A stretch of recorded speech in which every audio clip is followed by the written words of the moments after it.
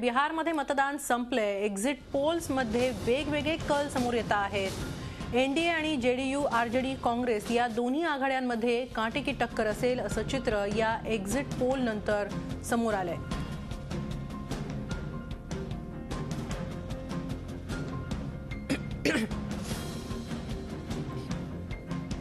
आपण याबाबत अधिक माहिती घेऊया आमचे प्रतिनिधी रामराजे शिंदे यांच्याकडून। रामराजे, एक्झिट पोलच्या अंदाजात काटेकी टक्कर पाहायला मिळते दोन्ही आघाड्यांमध्ये, काय सांगाल?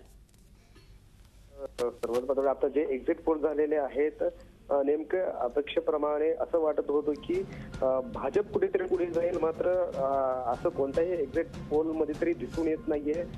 या उलट नितीश कुमार आणि नरेंद्र मोदी यांच्या दोघांचा जो करिश्मा आहे का नाहीये किंवा नितीश कुमारांनी आपला करिश्मा टिकवला आहे का नाही ते या निवडणुकीच्या माध्यमातून समजणार आहे। मात्र जे एक्झिट पोल सांगत आहेत त्यावरून दोघांना कोणालाही बहुमत मिळत नाही असं दिसून येत आहे, कारण दोन्ही पक्षाला भाजप असेल त्याचबरोबर जेडीयू असेल काही अंतरानं एनडीए मात्र थोडीशी पुढे दाखवलेली आहेत। मात्र जास्तीत जास्त 5 ते 7 सीटचा किंवा 5 ते 7च फरक पडत आहे।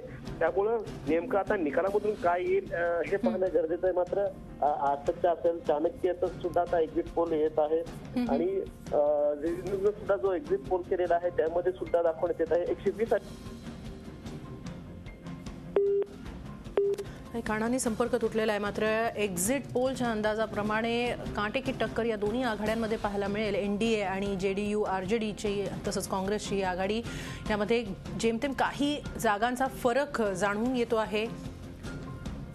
इंडिया टीव्ही आणि सी वोटरच्या अंदाजाप्रमाणे 101 ते 121 जागा मिळतील एनडीएला,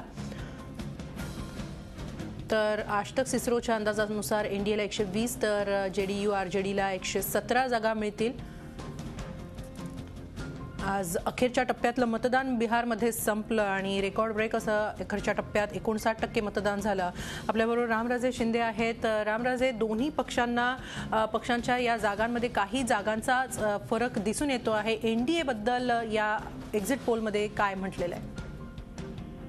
बिलकुल, आता आणखीन एक्झिट पोल येत आहे तर प्रत्येक चॅनलने सुद्धा याचे एक्झिट पोल केलेले आहेत। काही ठिकाणी तर जेडीयूची सत्ता सुद्धा या एक्झिट पोल मध्ये दाखवण्यात आलेली आहे, कारण मुख्यमंत्री असताना नितीश कुमार यांनी जे काम केलेलं आहे त्या कामावर कुठेतरी विश्वास ठेवण्यात आलेला आहे आणि त्यांची जी प्रतिमा आहे नितीश कुमारांची त्याच्यावर मतदान दिल्याचं एक्झिट पोल मध्ये सांगण्यात आलेलं आहे आणि त्यानुसार 98 ते 100च्या आसपास ज्या जागा आहेत किंवा त्याच्यापेक्षा जास्त सुद्धा जेडीयूला देण्यात आलेल्या आहेत, तर 90 पेक्षा कमी ज्या जागा आहेत काही ठिकाणी भाजपला देण्यात आलेल्या आहेत। नक्की अखेरच्या टप्प्याबाबत जर रामराजे बोलायचं झालं तर 59% असं रेकॉर्ड ब्रेक मतदान झालेलं आहे। हा मोठा आकडा निर्णायक ठरू शकतो?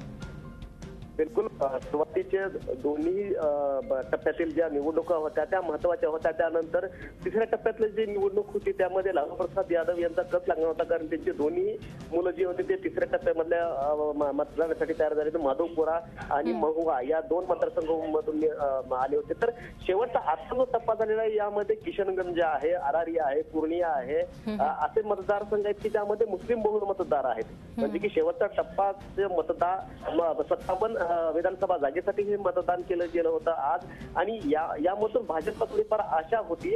मात्र संपूर्ण एक्झिट पोल पाहता या शेवटच्या टप्प्यातील मतदारांनी बीजेपीच्या पाठीशी गेले नाहीयेत, ते नितीश कुमार यांच्या पाठीशी गेलेले आहेत आणि याच्यामधून काही फायदा जो होता जो की एमआयएम या ठिकाणी काही जागांवर लढत आहेत आणि जे लालू प्रसाद यादव यांच्यावर नाराज आहे तर तो मतदार जो आहे तो काँग्रेसकडे वळालेला आहे आता। त्यामुळे काँग्रेसच्या सुद्धा जागा वाढताना आपल्याला दिसत आहेत। त्यामुळे जेडीयूच्या पारड्यामध्ये पारडं जड असल्याचं या संपूर्ण याच्यातून दिसतंय। नक्की, धन्यवाद रामराजे आपण दिलेल्या सविस्तर माहितीबद्दल।